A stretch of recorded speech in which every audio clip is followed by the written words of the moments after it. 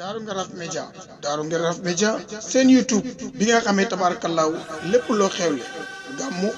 màggal wala ziar wala cant wala lépp loo xam ne xewle nga ko te bëgg nag àdduna bi yëg ko seetaan ko woo leen 76 460 13 31 Daaru Ngaraf Média Daaru Ngaraf Média daal dafa ñëw nekk tabaarakallaahu ànd ak yéen ci bépp xew-xew ak bu mu mënti doon nga bëgg nag mu yaatu ba àdduna bépp yëg ko woo leen 76 460 13 31 Daaru Ngaraf Média daal ca kaw ca kanam. kilifa diine yi ci réew mi nañu xam ne jàngale diine ak a wattu diine ji mooy seen wareef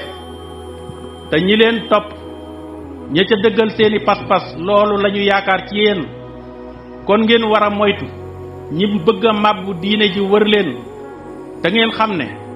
yéen a fi wuutu mag ña daa jàmmaarloog nasaraan bi ngir di bañ ku xajamal seen diine kon dee leen moytu di faral a wéet ak ñi fi wuutu nasaraan boo bile ndax yéen seeni wax ak seeni jëf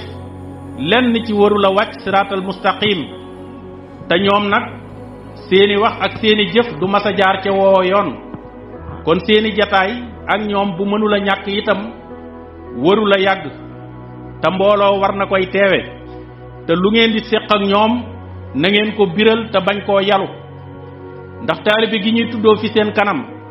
ay nax moo ci ëpp te doy na sëkk firnde ci loolu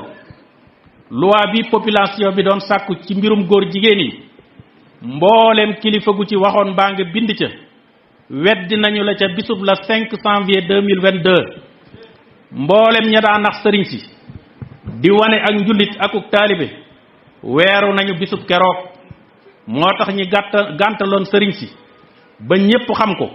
bu leen ñépp gàntalee bu mu leen bett te kilifa diine yi ci réew mi lii fi xew am ngeen ci responsabilité bu rëy ndax kilifa bu fekkee dafay jël position dafa war di gaaw di leer ci biir ak ci biti te bañ caa deltu ginnaaw ab sëriñ nag jàngale diine mooy ab cëram kon ragal yàlla ak doyloo ko moo ko war moo tax kilifa diine gu ne war naa xàmmee ñiy tuddoo ay taalibe te dara taxu leen a jóg lu dul seen mbiri bopp am na ci seen biir nag ay jàngkati tubaab te fu ñu romb commerçant bu daanu yóbbaale ko daldi former seenu kuréel teg seeni procès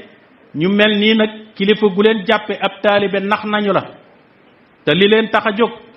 weesuwul kilifa gu ñu dugganteel daañu jariñoo sa alal jariñoo sa baat jariñoo sa image te sa njaboot duñ ko yëg bu ko defee ña nga bokkal ndono la seeni xel di jaxasoo mbooloo yu mel nii nag te fees dell ci kër kilifa yi te fu ñuy dem dàkk samedi mbaa dimanche te seenub jataay ku bokkul ca ñoom doo ko fekke te am na ca ñoom ñuy signé ay contrat ak waa bitim réew ci turuk ay kilifa te duñu ca xam dara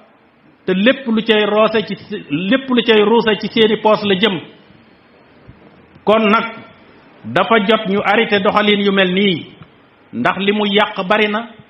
te na kilifa yi xam ne façon taalibe yooyu ñoo lay dugal